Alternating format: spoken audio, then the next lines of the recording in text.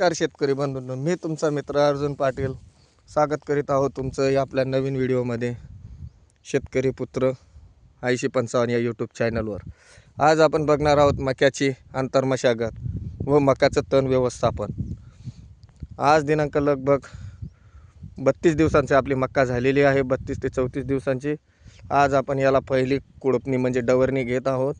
आपण याला बिनाशक मारलं होतं म्हणून एवढं काही गवत नाही आपल्या मक्यात, पण मध्ये जिथं बिनाशक उडलं नाही तिथं कुठं कुठं गवत झालं आहे आणि भविष्यात आपल्या मकाला त्रास देईल, त्यासाठी आपण मशागत करण्यासाठी आज काम चालू केलेलं आहे।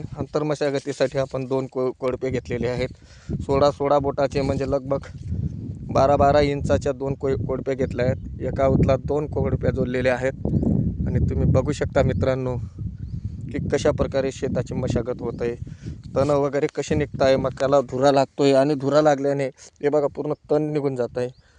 धुरा लागल्याने मकाचा वारावांदी येते, त्यावेळेस मका पडत नाही व मक्याचे बाष्पीभवन देखील छान होते। हे मधलं पोट्ट आपण काही कोयपत नाही आहे, हे फक्त बाहेरच्या कोयपामध्ये एका फड्डीमध्ये 2 कोयपे चालवत आहे। त्यामुळे काय होते, हवा खेळती राहते, जमिनीत ऑक्सिजन जातो आणि तो बघा आता माणूस तिकडे चहा प्यायला गेला होता, तो येतो आहे तिकडनं, तुम्ही बघू शकता। तो चहा पिण्यासाठी गेलेला होता, त्यासाठी आपण उभं केलेलं होतं।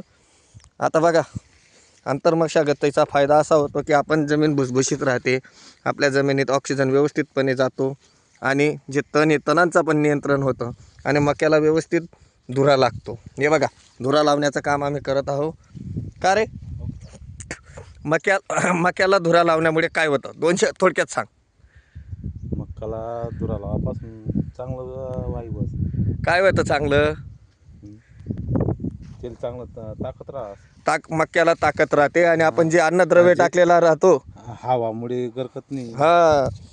हवेमुळे देखील मका गरकत नाही। हे बघा अशा प्रकारे होत आहे। आता जो हा माझा तुम्हाला पोळ दिसतोय किंवा हा धुरा दिसतोय, हा धुरा पण आपण आता मोठ्या कोयप्याच्या साह्याने त्याला साफ करू आणि मका ओढून देऊ। पाणी तर आपण याच्यात देत नाही, पाणी तर आपण ठिबकद्वारे पाणी देतो, पण मक्या पिकाला अतिशय सुंदर असे धुरा लावण्याचं काम आज आम्ही करत आहोत आणि तणांचं नियंत्रण देखील होत आहे। हे जे मध्ये जे तण उतरलं आहे कुठं कुठं, त्यांना बी काम होईजास म्हणे रोहिदास म्हणे। देखा आता इथं तर येलो होता, आता अर्ध राहिले इकडे। हे बघा तुम्ही इकडे बघू शकता, इकडं बाकी आहे। आता इकडनं इकडे करत होतो, तेवढ्यात त्याला चहाची तलप लागली म्हणून तो चहा पिण्यासाठी पळून गेला। आता चहा पिऊन आला, आता परत चालू करू। आज हे पूर्ण म्हणजे हे शेत कोयपायचं आहे, ते खालचं शेत कोयपायचं आहे। आज भरपूर कामं आहेत म्हणून मी आज काही जास्त यूट्यूबवर येऊ शकणार नाही। लवकरच भेटू आपल्या पुढील व्हिडिओमध्ये। तोपर्यंत अन्नदाता सुखी भव, जय महाराष्ट्र, जय खानदेश, जय शेतकरी राजा।